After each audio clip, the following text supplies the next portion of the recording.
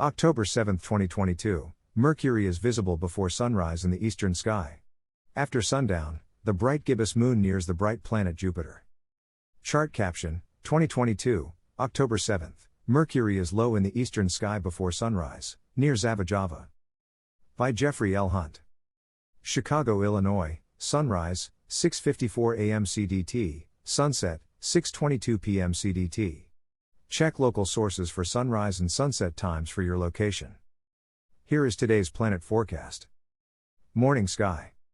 This morning and for the next few mornings, Mercury is putting on its best morning display of the year. The ecliptic is highly inclined with the eastern horizon during autumn mornings.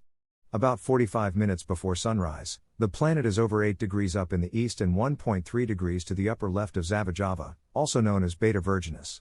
Use a binocular to initially find the star. Leo is above Mercury.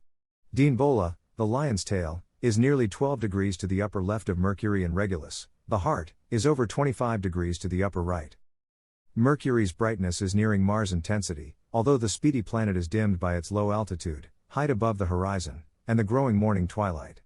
For the next 5 mornings, the planet rises at least 90 minutes before daybreak, appearing less than 10 degrees above the horizon at mid-twilight. It is easy to spot without an optical assist from a binocular. Find a clear horizon toward the east.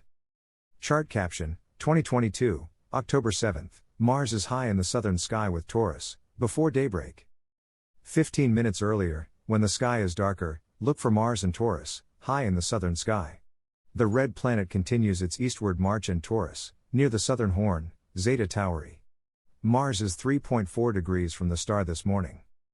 Chart caption, 2022, October 7, through a binocular Mars is near Zeta Tauri and the Crab Nebula, M1. Mars and Zeta easily fit into a binocular field of view with the Crab Nebula, M1 on the chart, the remains of an exploded star that was first prominent in 1054. Venus is essentially lost in bright morning twilight. Persistent sky watchers can find it in the eastern sky immediately before sunrise. Evening sky. Chart caption, 2022, October 7, the moon is near Jupiter after sundown. Saturn is in the south-southeast. The nearly full moon, 96% illuminated, is in the eastern sky after sundown. The full phase, Hunter's moon, occurs in 2 evenings.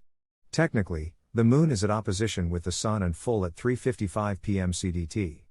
This is 2.5 hours before it rises. On that evening its phase is still 100% illuminated. An hour after sunset this evening, the moon is in the east-southeast. That bright star to its left is Jupiter. The Jovian giant is the brightest star in the sky tonight, with Venus fading from easy viewing. Dimmer Saturn is to the upper right of the lunar orb, about 1/3 of the way up in the south-southeast. Chart caption, 2022, October 7, Neptune appears in the same binocular field of view with the bright moon.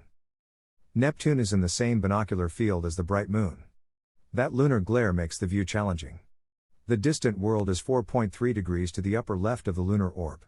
It is to the lower left of 4 stars, perhaps making a parallelogram or trapezoid.